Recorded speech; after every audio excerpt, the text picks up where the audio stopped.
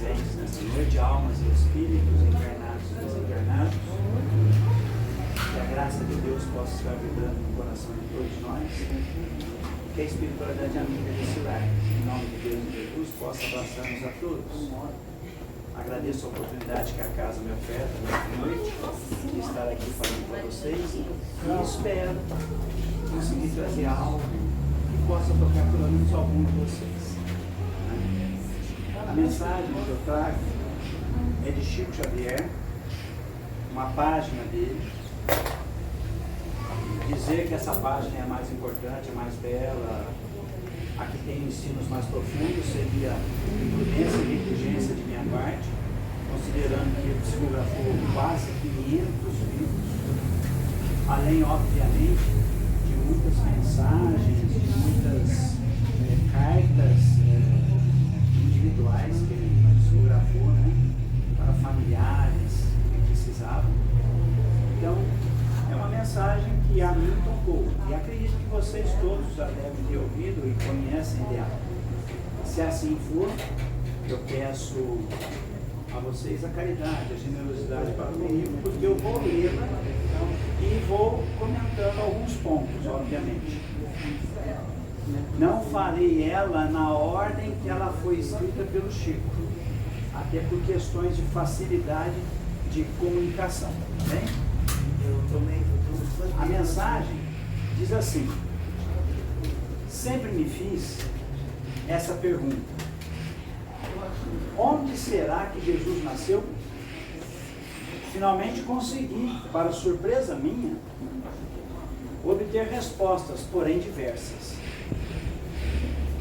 Perguntando a Francisco de Assis, aquele mesmo que quando jovem abastado viveu uma vida de prazeres, o que ele sabe sobre o nascimento de Jesus, ele nos responderá: Jesus nasceu no dia em que na praça de Assis entreguei minha bolsa, entreguei minhas roupas e nu até o meu nome para segui-lo incondicionalmente, pois sabia que somente ele é a fonte inesgotável de amor.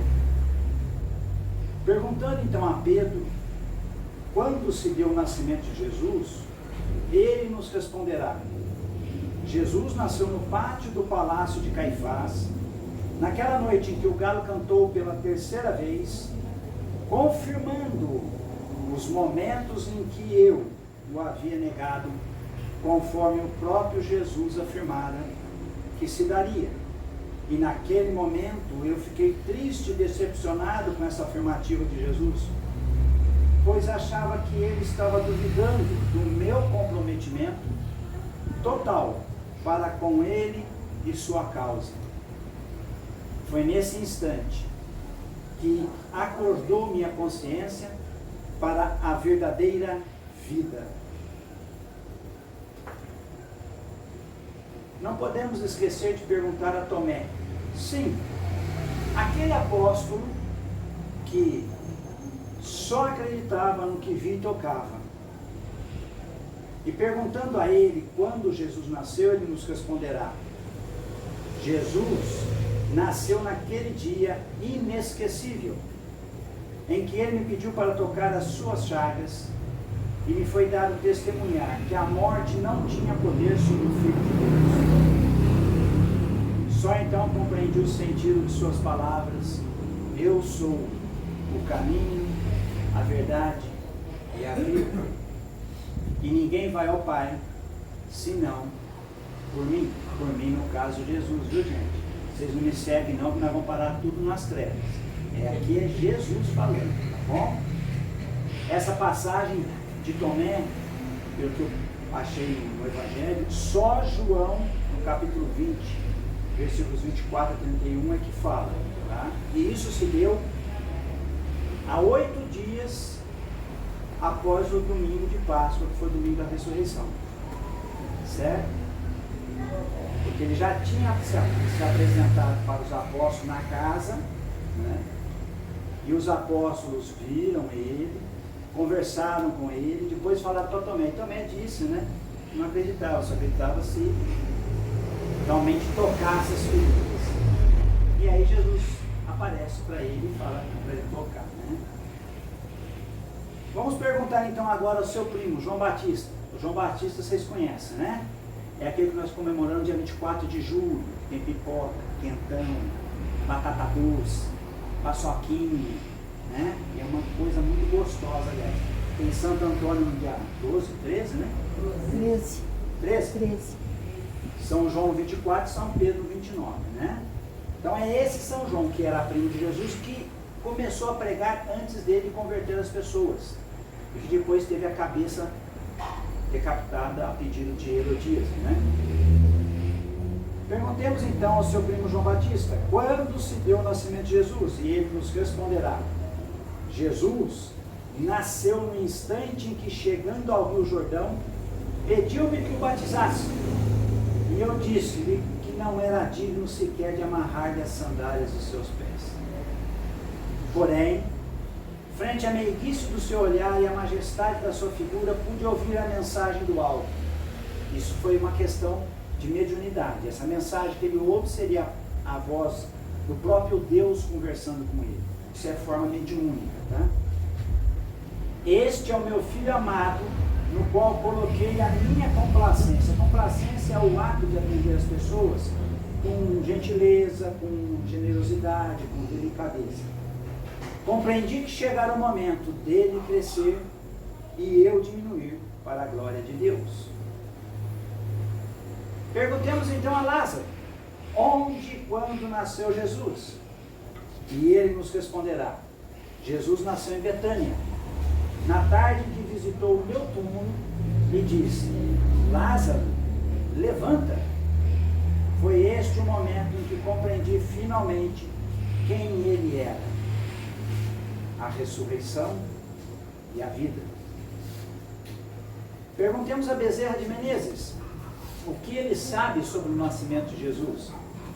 E ele nos responderá: Jesus nasceu no dia em que descia as escadas da Federação Espírita Brasileira, e um homem se aproximou dizendo: vim devolver-lhe o abraço que me destes em nome de Maria, porque renovei minha fé e a minha confiança em Deus.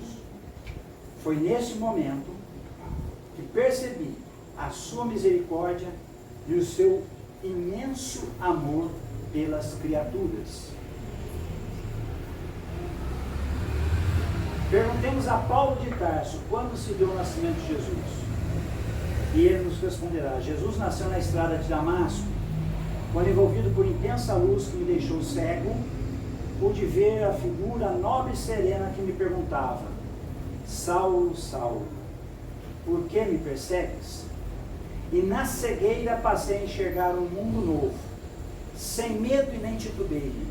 Pelo contrário, firme na decisão de seguir aquele a quem eu tanto perseguia através dos seus seguidores, quando eu lhe disse: Senhor, o que queres que eu faça? Aqui eu vou abrir um parênteses para comentar um pouco sobre Saulo e Paulo. Saulo era um jovem doutor da lei, que estava em ascensão em Jerusalém, até para assumir uma cadeira entre os principais do sumo sacerdotismo. E como doutor da lei, ele descobriu que os cristãos infringiam a lei. Qual lei? A lei judaica, de quem ele era doutor e conhecia muito bem. O que ele fez? Ele começou a perseguir cristão. E ele se tornou o primeiro assassino de cristão, levando à morte por sentença judaica, por apedrejamento, o Estevão. Aqueles que não leram essa obra, Paulo e Estevão, psicografia de Chico através do Emmanuel, leia. É das obras romanceadas mais importantes da doutrina espírita. Ali não tem só ensinamento religioso, tem também ensinamento histórico. Então, aqueles que puderem, peguem esse livro e leiam. Tá? O que Saulo fazia lá às portas de Damasco, na Síria, a 320 quilômetros de Jerusalém, aproximadamente? Caçava cristão. Ele fazia isso. Ele estava acompanhado de mais 4 pessoas, se eu não me falha a memória, que não eram, eles eram só carregadores, acompanhavam ele para montar barraca no meio do caminho, porque andava a cavalo, aquelas coisas, né? E o que seguiu com ele foi um fator mediúnico. Ele ter visto um clarão e ficou cego. Aí ele ouviu uma voz. Quando ele viu o clarão, ele caiu do cavalo, pelo menos conta a história. E caindo do cavalo, ele começou a dar respostas às perguntas que eram lhe feitas por Jesus, espiritualmente. Ele não via Jesus, ele só via a luz, mesmo estando cego. Aquelas pessoas que estavam com ele ficaram aterrorizadas, ficou medo. Por quê? Porque ele era realmente muito importante como ser humano dentro do judaísmo. E eles, então, viram que ele caiu, que ele não conseguia mais enxergar, e respondia. Só que eles não ouviam as perguntas e nem viam luz nenhuma. Então eles começaram a achar que, por causa do sol, isso era em torno do meio-dia, ele tinha sofrido um tipo de insolação que afetou a sua consciência e ele estava ficando louco. 2 ou 3 deles fugiram naquele momento, não ficaram com ele. Um ficou, não sei se 1 ou 2, mas um ficou. E esse um, na conversa que o Saulo tinha com o Cristo disse para ele finalmente que era para ele entrar em Damasco e ir à rua direita em Damasco, na casa de Judas, e era para ele ficar lá. Ele seria atendido por alguém. Essa pessoa levou ele para lá. O que ele fazia lá em Damasco? Ele estava indo com uma carta autorizativa justamente do sumo sacerdote de Jerusalém para prender, para caçar todos os cristãos que ele encontrava, porque chegou a informação para ele lá em Jerusalém e lá em Damasco havia um núcleo muito forte de cristão.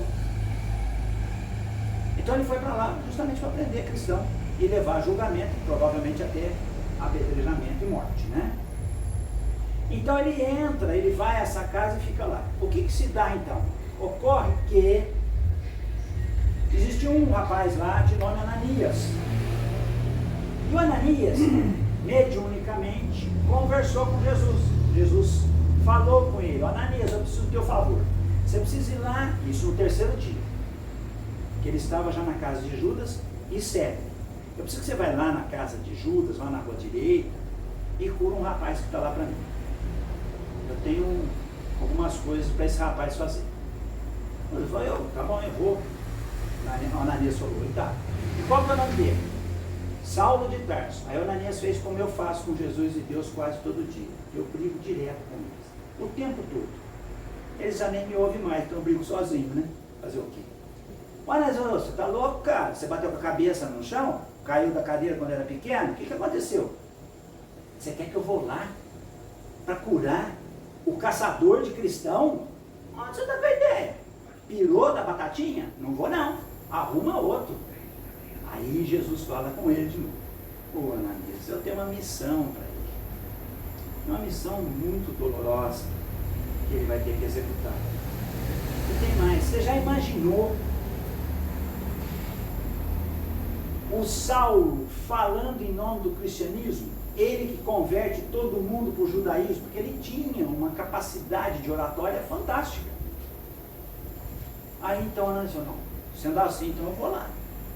Pode ir, está garantido, vai lá e cura ele. E o Ananias foi e curou. E aí ele se tornou cristão e mudou de nome, de Saulo para Paulo. Tá? Aonde que a gente encontra informações de Saulo ou Paulo? Nos Atos dos Apóstolos. Nos Evangelhos nós não temos. Apesar que o Atos dos Apóstolos foi escrito por Lucas, ele foi escrito justamente da morte de Jesus para frente. Então, em Atos dos Apóstolos nós vamos contar algumas referências ligadas a Saulo ou Paulo de Tarso, tá bem? O capítulo 9, versículos de 1 a 18, vai relatar essa passagem aí do caminho de Damasco, certo? O que eu falo de Paulo é que Paulo, ele é tão importante para o cristianismo que se não fosse ele, nós não estávamos aqui hoje falando de Jesus. Paulo foi o maior propagandista, eu falo até assim, de forma corriqueira hoje, popular, ele foi o maior marqueteiro de Jesus. Ele, quando se converteu, e ele se converteu nesse momento, olha só, ele era caçador de cristão. De um encontro com uma luz, ele se converte para o cristianismo. Senhor, o que queres que eu faça? Ele não fala assim, ó, eu vou pensar no teu caso, vou ver direitinho, vou ver se eu mudo, se eu não mudo. Não. O que queres que eu faça? Imagine vocês se a gente é fumante. A gente consegue largar o cigarro? Fala assim, ó, não vou fumar, arrancar, botar aqui embora e não fumar mais. A gente sabe que não. Se a gente tem um vício do álcool, das drogas, a gente para. Sabe que não. Ele era totalmente envolvido com a lei judaica, de quem ele era doutor e respeitado já no meio dos próprios doutores. E ele simplesmente o que queres que eu faça? E o que ele fez? Ele foi pregar para quem? Para aqueles que já eram convertidos, como Jesus mandou os apóstolos fazerem? Ó, vocês não vão aos gentios, vão naqueles outros. Por quê? Porque gentios eram aqueles que eram politeístas. O próprio Deus não mandou Jesus em Roma. Por quê? Porque eles eram politeístas. Mandou na onde? Na onde já tinha um povo com uma mentalidade monoteísta, para mais facilmente ele mostrar os ensinos dele. E o que Paulo faz? Vai nos gentios. O que Paulo faz no final da vida dele? Nos últimos anos? Vai pregar dentro de Roma, no centro do politeísmo.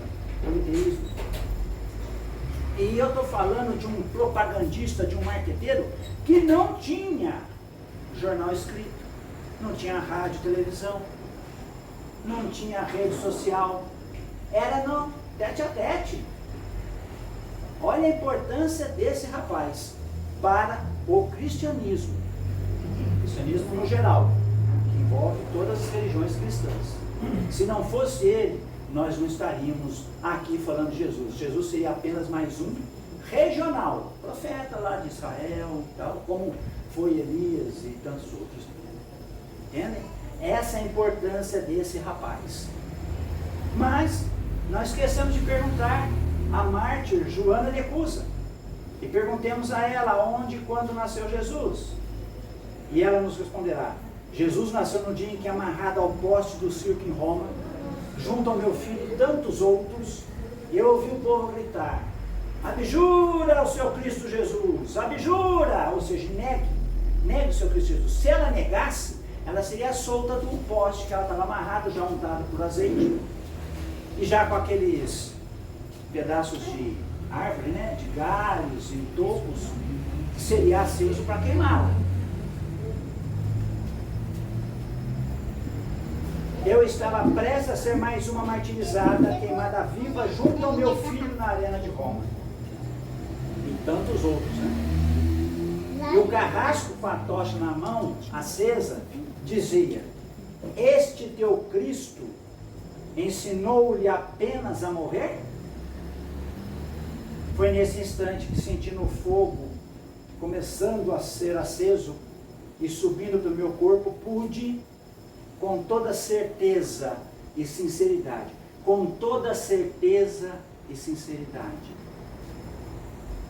dizer: não me ensinou só a morrer. Jesus ensinou-me também a amar você. Foi nesse instante que Joana disse, sentiu tocar-lhe o ombro, a mão suave de Jesus, e ouviu-lhe a voz docíssima dizer: tem bom ânimo, Joana, que eu aqui estou. O que eu posso dizer de Joana? Eu tenho até um trabalho feito de Joana. Vai de Joana de Cusa até o que ela é hoje. Joana de Cusa era a mulher de Cusa. Cusa era o procurador de Herodes, um dos. E ela vivia uma vida nababesca junto com Cusa, marido dela, porque era empregado do Herodes, que era um tetrarca. Era o governador, mais ou menos dizendo. Então ela tinha todas as benesses que o cargo do marido dava para ela. Curiosamente, ela é citada só 2 vezes e muito rapidamente no Evangelho de Lucas. Uma é quando Lucas menciona que ela era uma das mulheres que andava com Jesus e ajudava ele até com seus bens financeiramente, porque ela tinha, por causa do marido. E a outra é aquela passagem que ele relata, Lucas também relata, que Maria Madalena, Maria mãe de Tiago e Joana foram ao túmulo no domingo de Páscoa para untar, para perfumar o corpo de Jesus, e lá chegando não encontraram ele. Só tem essas 2 passagens. Nós vamos encontrar na obra Boa Nova de Humberto de Campos, também psicografia de Chico, a história de Joana um pouco mais adensada, com mais elementos. Ela procurou Jesus.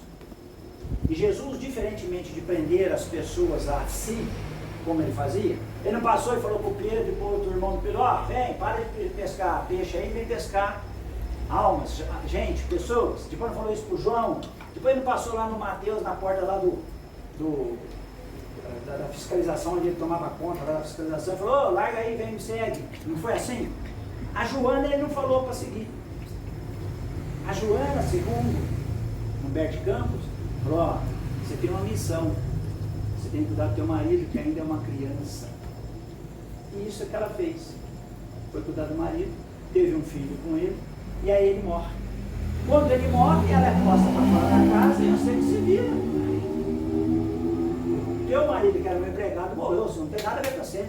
Tchau. Então ela se viu sem nada. E ela foi fazer o quê? Foi trabalhar na casa de outras pessoas para cuidar dos filhos, das crianças dessas outras pessoas. Uma dessas casas era de um casal romano que estava lá em Israel. Então lá ela trabalhou, eles gostaram dela e convidaram. Eles iam voltar para Roma, convidaram, e ela foi. E deu nisso. Lá em Roma ela seguiu o cristianismo e acabou sendo presa junto com tantos outros que foram depois mortos na arena, como era costume, e nós éramos os que ficavam na torcida. Queima nela, mete fogo nela, não presta. Era isso aí. Isso que aconteceu com essa mulher, que diante do algoz, quando perguntou: só te ensinou a morrer o teu Jesus? Não. Me ensinou a amar você. Será que nós estamos nesse ponto de dizer isso para aquele que nos ofende, para aquele que fala mal da gente na vida? Para ver a distância que há. Por isso que eu falo, de Joana de Cruz até quem ela é hoje, dá para se fazer um trabalho maravilhoso, só que não dá para falar em meia hora. Tá? Mas ela é um espírito iluminadíssimo. Mas passou por muitas outras encarnações e sérias dificuldades. E quanto que nós nos desesperamos, né, no nosso dia a dia, justamente por esquecer Jesus. Ela estava amarrada, ela ia ser morta. O filho dela estava amarrado com ela e pedia para ela negar Jesus. Ele já tinha sido açoitado. Açoite é diferente de chicote. Chicote é uma lâmina só de couro ou de borracha. O açoite é aquela mais curta e é com 4 lâminas, 3 lâminas, 5 lâminas, 7 lâminas. E na ponta das lâminas de couro são afixados metais. Na hora que bater, rasgar a pessoa. Isso nós fizemos muito em mais de 200 ou 300 anos com os escravos que nós tomamos conta, lá atrás. E depois a gente quer reclamar aqui: mas minha vida está difícil. E o que você fez para a vida dos outros lá atrás? Mas eu não lembro. Mas é bom você parar para pensar um pouquinho.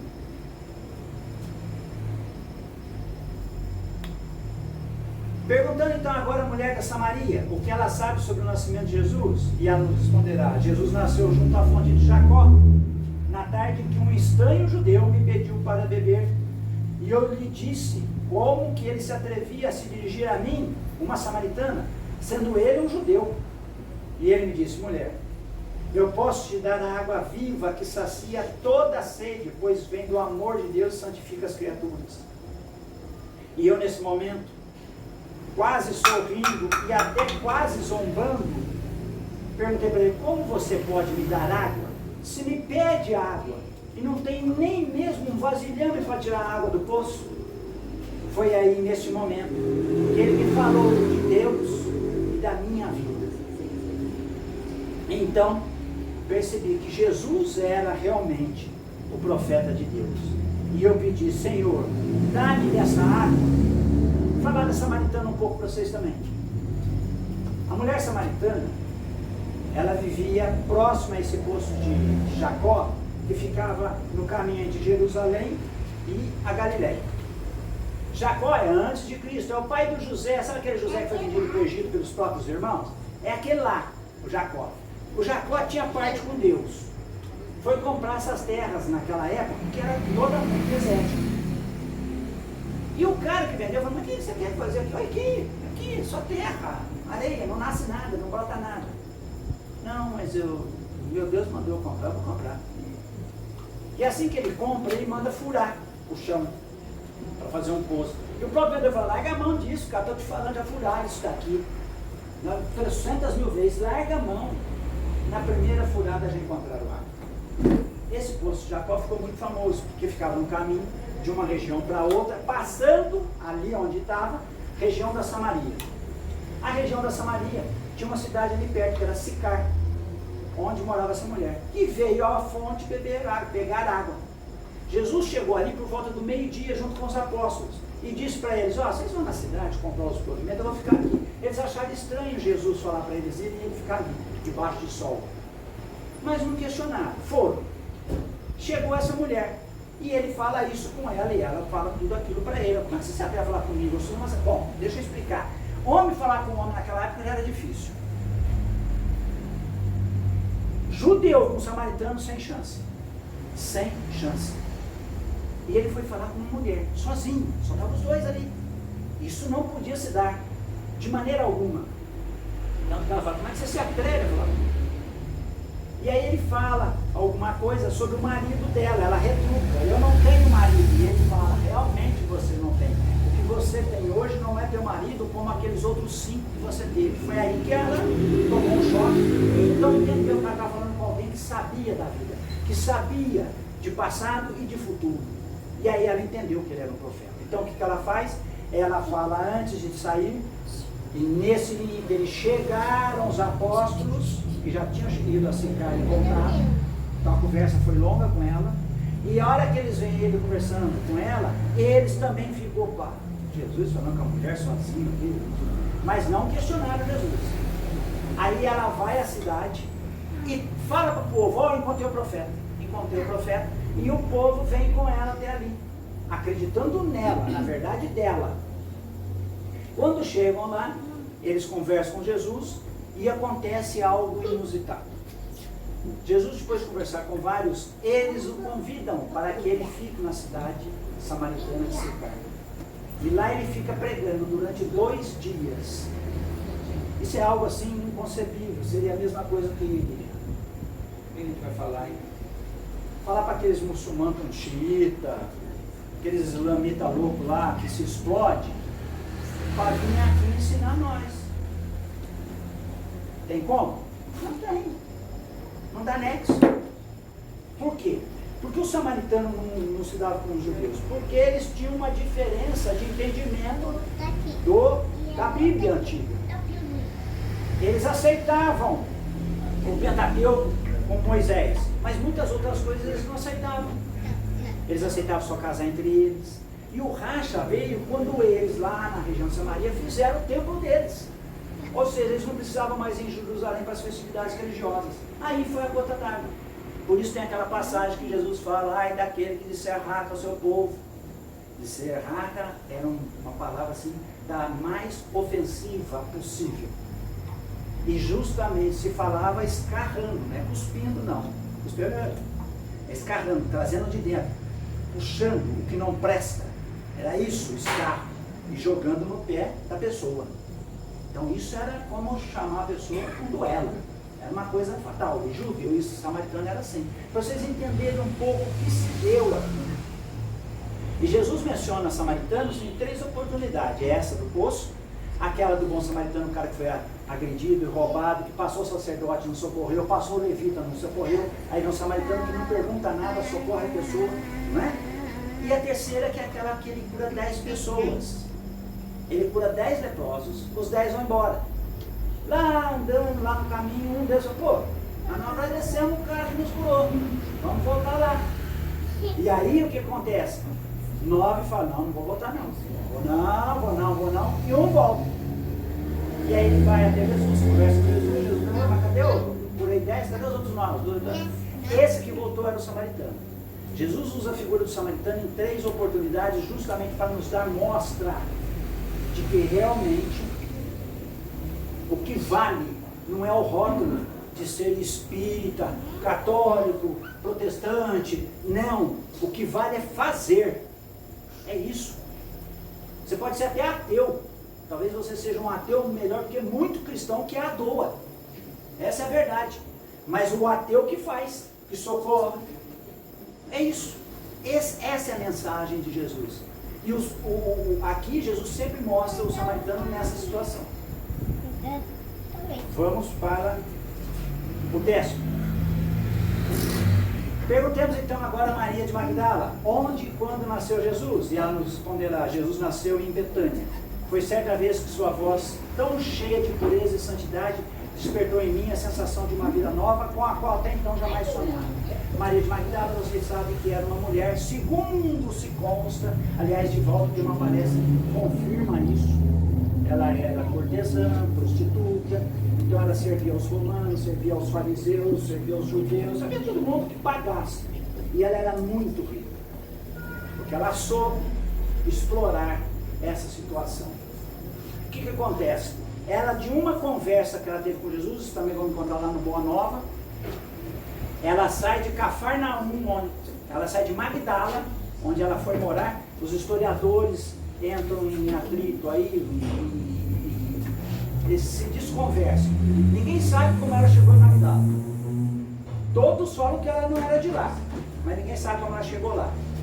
Mas lá ela fez a vida dela. E o que acontece? Ela vai a Cafarnaum. Deixa eu falar para vocês entenderem. Ó, isso daqui é a Judeia, a Galileia e tudo aquelas áreas que tinha lá. Legal? Norte tinha, deixa eu ler para não me perder aqui. Tinha o mar. Onde eu pus isso? Bom, Mar da Galileia, Mar de Quinerete, Lago de Genezaré, é tudo a mesma coisa, esse lago. Em volta disso, que era muito grande, tinha muitas vilas e cidades, Magdala, Cafarnaum e tantas outras. 120, 130 quilômetros para baixo está Jerusalém e Betânia. Betânia é onde morava, nós acabamos de ver, quem? Lázaro, Marta e Maria, que era mais do que família para Jesus. A amizade deles era muito grande. Magdala, Cafarnaum, 10 quilômetros. Jerusalém a Betânia, 10 quilômetros aproximadamente. Ela ouviu falar de Jesus em Cafarnaum, na casa de Pedro. Ela monta num barquinho à noite, no entardecer, que atravessa esse lago e vai estar com Jesus. E Jesus conversa com ela, limpa de 7 demônios, né? Ela volta. Dizem que ela teve um ataque e jogou tudo fora da casa. As tapeçarias, a prataria, a perfumaria, que era caríssima, jogou tudo fora. E vai seguir Jesus. É isso, a vida de Maria Madalena. O que acontece é que nem os apóstolos aceitaram ela, por causa da fama que ela tinha. Tanto quando Jesus fala lá no final, vocês vão de 2 em 2 agora pregar. Ela procurou os apóstolos, como você, ninguém quis. Ela vai sozinha tratar. Ela encontra no meio do caminho um grupo de pessoas leprosas, vai tratar dessas pessoas, ela se torna leprosa, e quando ela está para morrer, ela vai até Éfeso, onde morava Maria de Nazaré, com João Evangelista, que era o apóstolo.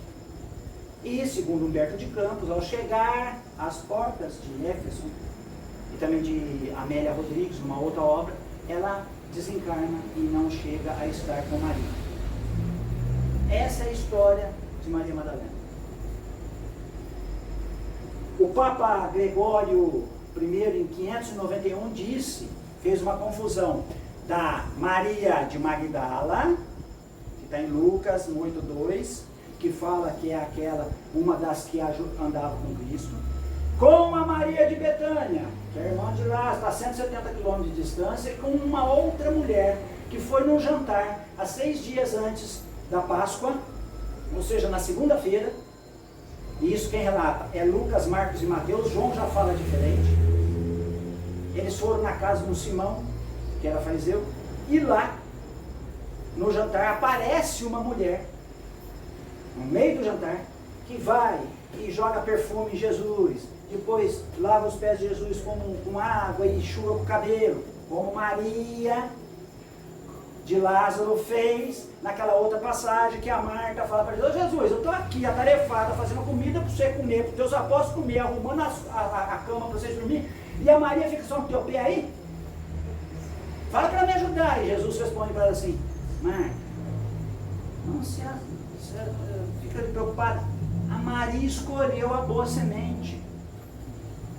E eu, se sou Marta, falo: ó, tchau para vocês, se vira aí, frito o ovo vocês e eu ia embora. Ué, um monte de gente para tratar, e a Maria lá, lavando o pezinho de Jesus e sugando o cabelo. Mas Jesus falou que ela escolheu a boa semente. Então há uma confusão. E esse Papa Gregório III primeiro fez o quê? Misturou as três no sermão de Páscoa, em 591.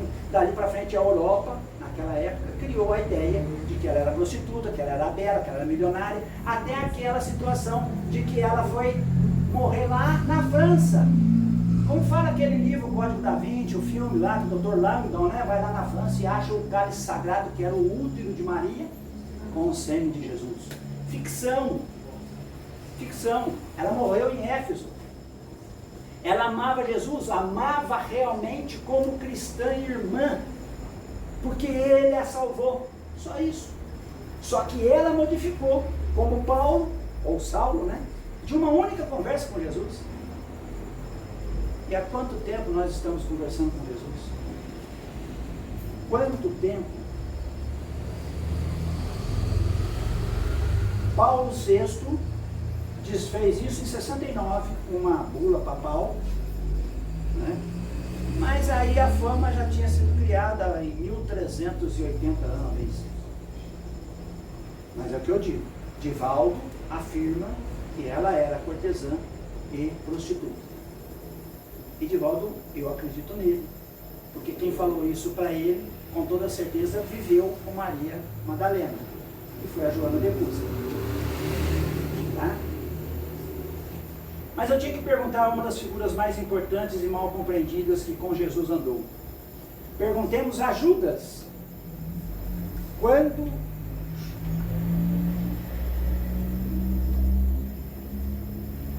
Perguntemos a Judas Iscariotes quando se deu o nascimento de Jesus, e ele nos responderá: Jesus nasceu no instante em que eu assisti ao seu julgamento e à sua condenação no pátio do palácio de Caifás.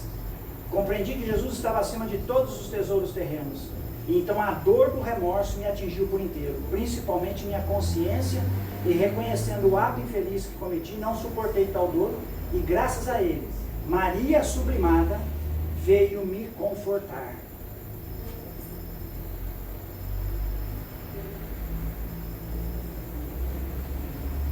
Eu quero ler para vocês aqui 2 poemas sobre Judas, para vocês entenderem bem quem é Judas. Começa assim: a providência divina corrige amando e não punindo. Amando e não punindo. A mensagem Amor e Perdão contida no livro Coração e Vida, psicografia de Chico Xavier pelo Espírito de Maria Dolores, exemplifica o que é misericórdia. O poema faz referência à passagem evangélica em que Jesus apareceu materializado a Maria Madalena após o 3º dia de sua morte. Lembra que eu falei que Maria foi lá no túmulo, junto com a Maria, mãe de Tiago, e mais a Joana de Cusa? Chegaram lá, não viram Jesus. Aí depois aparece Jesus, numa forma toda luminosa, e conversa com Maria. Maria não percebe que é Jesus. Até um determinado momento, uma determinada fala, que ela percebe que é e grita Rabone, quer dizer, mestre, e demonstra vontade de ir abraçá-lo. E ele fala: não, Maria, não fui ainda ao alto. Isso está em João 20, capítulo 20, versículos 17. Nem me elevei sequer um palmo à luz do firmamento. Ele tinha morrido na sexta. Quem ama não consegue achar o céu de um salto. Ao invés de subir aos altos resplendores, desci, mas desci muito aos reinos inferiores, despertando no túmulo, escutei os gritos de aflição de alguém que muito amei e que muito amo ainda. Fui à sombra abismal para a grande procura, e ao encontrá-lo amargurado e louco, a ponto de não mais me conhecer, demorei a afagá-lo, e pouco a pouco consegui que ele enfim pudesse adormecer. Então Madalena interroga: Senhor, quem é o amigo que te fez descer antes de procurar a luz do Pai? E Jesus replicou em voz clara e serena: Maria, um amigo não esquece a dor de outro amigo que cai. Antes de me alterar a celeste alegria, ao sol do mesmo amor a Deus em que te elevas, vali-me após a cruz das grandes horas mudas e desci para as trevas, a fim de aliviar a imensa dor de Judas. Entendam, Deus não salvou Judas. Deus foi aliviar, tanto que pôs ele para dormir. Mas lógico que nas trevas a gente não dorme. A não ser pouquinho, talvez. O que ele explica é que Jesus, ao buscá-lo e falando sobre a oportunidade de reparação, nos ensina que não existe um crime para o qual não haja perdão. Pode ser o crime mais absurdo, mais monstruoso. Sempre haverá perdão. Da parte de Deus, pelo menos. Que se constitui no trabalho de reabilitação perante a própria consciência e dores. Diante da fraqueza do amigo, ele não desampara e muito menos deixa de amá-lo. Foi o que João de Cusa fez com o algoz. Não, pode meter fogo aí. Ele me ensinou também a te amar. Compreende sua natureza imperfeita, transitória, e imprime sentimentos e ações para ajudá-lo. Com base no poema Retrato de Mãe, também de Maria Dolores, psicografia de Chico Xavier, no livro Momentos de Ouro, encontramos outro poema. Judas, o traidor, agora cego no além, estava solitário e profundamente triste. Cansado de remorso e sofrimento, sentou-se e as lágrimas brotaram quentes de seus olhos melancólicos. Guarde a palavra remorso. Naquele instante, nobre mulher, vinda de planos superiores, envolta em celestes esplendores que ele quase nem conseguia perceber, chega e afaga a cabeça do infeliz. Em seguida, num tom de carinho profundo, quase que em oração, ela diz: meu filho, por que choras? Por acaso não sabes? Retruca o interpelado, claramente transtornado. Sou um morto-vivo, matei-me e novamente estou de pé, sem consolo, sem lar, sem amor e sem fé. Não ouviste falar de Judas, o traidor? Afasta-te de mim, deixe-me padecer neste inferno sem fim. No entanto, a dama calmamente respondeu: meu filho, sei que sofres, sei da dor que te causa o remorso que escutas. Venho apenas falar-te que Deus é sempre amor em toda parte. Sobre remorso, nós estamos vendo isso muito em Mesa Mediúnica hoje, e pelo que nos consta também em consultórios de psicólogos. A pessoa faz um mal para o outro, eu faço mal para ela. Somos amigos, amicíssimos, de comer um na casa do outro, de passear junto, e eu faço uma besteira enorme. Depois de algum tempo ela vem e fala: Fernando, larga a mão, vamos ser amigos de novo, ela te perdoa, não tem nada a ver. Pá. Ela me perdoou. Jesus foi até Judas, perdoou ele, foi aliviar a dor dele, mas ele, pelo remorso, não se auto-perdoa. Auto-perdão está sendo um problema enorme hoje em dia. E se a pessoa não usar o remorso de forma a levar a ela ao auto-perdão, esse remorso só vai prejudicá-la e muito mais. As mesas mediúnicas estão falando isso para a gente. Então nós temos que cuidar do nosso emocional. Isso é fundamental. E aí ela falou assim: venho apenas falar-te de Deus, que é sempre amor em toda parte. E acrescentou serena: a bondade do céu jamais condena. Venho como mãe, buscando um filho muito amado. Lembra quando eu comecei a frase? A providência divina corrige amando e não punindo. Olha o que ela falou: a bondade do céu jamais condena. Quem condena somos nós. Nós somos mal ao ponto de guardar rancor, raiva, até morrer. E aí a gente morre, fica livre, aí mais rancor ainda. Ah, desgraçado, agora te pego, eu tô livre. Você vai ver só. E Judas, naquele instante, como quem esquece a própria dor ou como quem se desgarra de pesadelo atroz, perguntou: quem és tu que me falas assim, sabendo-me traidor? És divina mulher irradiando amor ou anjo celestial envolto em luz? No entanto, ela, ao olhá-lo frente a frente, respondeu simplesmente: meu filho, eu sou Maria, mãe de Jesus. Pois bem, esses dois poemas relatam o amparo dado a Judas por força do quê? Do amor e da amizade. Mesmo Judas, aquele marcado como grande traidor na história do cristianismo, recebe a expressão do amor como misericórdia de Deus. No livro dos Espíritos, capítulo que trata das penas e gozos futuros, recolhemos o ensino de Paulo. Quem é com efeito o culpado? É aquele que por um desvio, um falso movimento da alma, se afasta do objetivo da criação. E qual é o objetivo da criação? Só a evolução. E ninguém evolui se não praticar o amor. É isso. Que é o castigo? E Paulo de novo, a consequência natural derivada desse falso movimento. O castigo só tem por fim a reabilitação e a redenção. Em verdade vos digo, cessai de pôr em paralelo na sua eternidade o bem, que é a essência do Criador, com o mal, que é a nossa essência, a essência da criatura. A visão dos antigos de um Deus que pune, que é duro, ainda parece estar presente em alguns de nós como resquícios de antigas crenças ou como uma compreensão ainda pálida do amor do Pai para com suas criaturas. Deus não está de porrete na mão, sentado atrás de uma nuvem, esperando vai passar para dar cacetada na gente. Isso era do Velho Testamento. E nós ainda acreditamos nisso. Eu estou com câncer, Deus está me castigando. Não, cara, você se castigou. Você guardou mágoa, você guardou rancor, raiva. Vai dar isso mesmo. Não vai dar outra coisa, não. Fora aquilo que nós trazemos na bagagem espiritual de vida passada. Não é Deus. É a lei que Ele criou que rege esse universo chamado lei de causa e efeito. Você é livre para plantar o que quiser, mas você vai colher o que plantou. Não tem como plantar feijão e colher espiga de milho. Não tem. Não tem. Ou nós abraçamos Jesus e nos transformamos em cristãos, ou nós não somos cristãos. É simples assim. Quanto a isso, eu sempre tenho falado, né? Deus é amor e misericórdia, não é julgador. Ele era julgador lá atrás, no Velho Testamento. E tem gente que está arraigado naquilo ainda.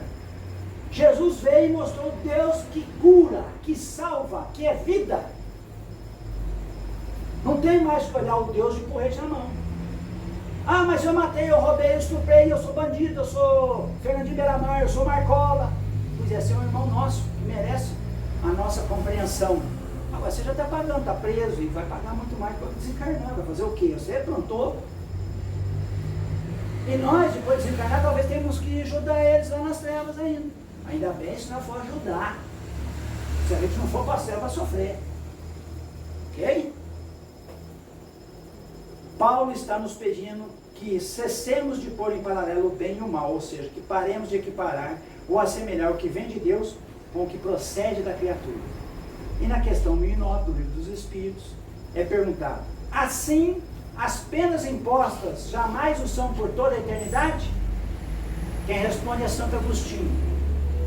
Interrogai o vosso bom senso, a vossa razão, e perguntai-lhes se uma condenação perpétua, motivada por alguns momentos de erro, não seria a negação da bondade de Deus. A justiça não exclui a bondade, e ele não seria bom se condenasse a eternas e horríveis penas a maioria das suas criaturas. Nós temos a vida eterna. Então eu aqui agora sou o Marcola, certo? Estou mandando matar gente, da cadeia eu mando matar, eu faço o que eu quero e ainda tem um óleo de que estou preso, não fui eu. Bom, vocês acham que Deus vai condenar ele? Pare e pensa. Não vai. Só que ele está plantando. Ele vai ter que colher. Ponto. Talvez ele não colha mais aqui na terra. Talvez nesse momento, que todo mundo está falando da transição aí, ele vai colher em outro plano. Já não fica mais aqui. Aí é problema dele. Ele tem um livre-arbítrio e está usando mal. Problema dele. Ponto. Acerca do auto-perdão, temos um ensino do apóstolo Pedro que diz: acima de tudo, cultivai com todo ardor o amor mútuo, porque o amor cobre uma multidão de pecados. Está em 1 Pedro 4,8. E vamos encerrar então, agora, a última pergunta que Chico fez. Perguntemos finalmente àquela que foi escolhida por Deus para ser a mãe de Jesus, a Maria de Nazaré. Onde e quando nasceu seu filho Jesus? E Maria, a sublimada, conforme ela foi titulada por Emmanuel na obra A Caminho da Luz, aliás, de forma corretíssima, porque sublimar é elevar a maior altura da dignidade e honra, e para ela ter sido mãe de Jesus, para ter tido condições de útero, para gerar aquela energia toda dentro dela, ela só podia ser no mínimo igual a Jesus. No mínimo. Tá? Não é qualquer útero que tem capacidade de receber a carga de energia que Jesus trazia. E ela nos responderá: Jesus nasceu em Belém, sob as estrelas que eram focos de luzes guiando os pastores e suas ovelhas ao berço de palha. Foi quando segurei em meus braços pela primeira vez e senti-se cumprir a promessa de um novo tempo através daquele menino que Deus enviara ao mundo para ensinar aos homens a lei maior do amor divino. Agora pensemos um pouquinho. Imagine que a hora que vocês forem dormir, vocês vão sonhar com o Chico Xavier. Que delícia, né? Vai ser uma beleza, né? Só que ele vai perguntar para vocês: quando Jesus nasceu em vocês? Jesus já nasceu? E nós, então, não devemos nos sentir nesse momento afrontados com esse questionamento do Chico. Pelo contrário, sintamos-nos dispostos, bem dispostos, e pensemos mais um pouquinho como responder. E se descobrirmos que ele ainda não nasceu em nós, não nos decepcionemos, nem desesperemos, e muito menos perquemos tempos com questiúnculas. Procuremos urgentemente fazer com que ele nasça um dia destes, porque quando isso acontecer, teremos finalmente entendido a importância do Natal e verdadeiramente encontrado a luz. E é lógico que aqui, Natal não é aquele 25 de dezembro, não tem nada a ver. Aqui é no sentido do nascimento de Jesus em nós, do nosso natalício cristão. Nós nascermos como cristãos. Que Jesus nasça em nossas almas e em nossos corações, verdadeiramente em atos, em ações, né? E que seja sempre Natal em nossas vidas, para que nunca nos falte a esperança e a alegria cristã em cada dia abençoado que Deus nos concede. Um feliz e verdadeiro natalício crístico em Jesus para cada um de nós. Obrigado pela paciência, que vocês tenham uma semana de muita luz, de muito amparo divino, e que realmente busquem a Jesus, mas não só nos ensinos, nas práticas também. Agradeço a atenção. Obrigado, gente.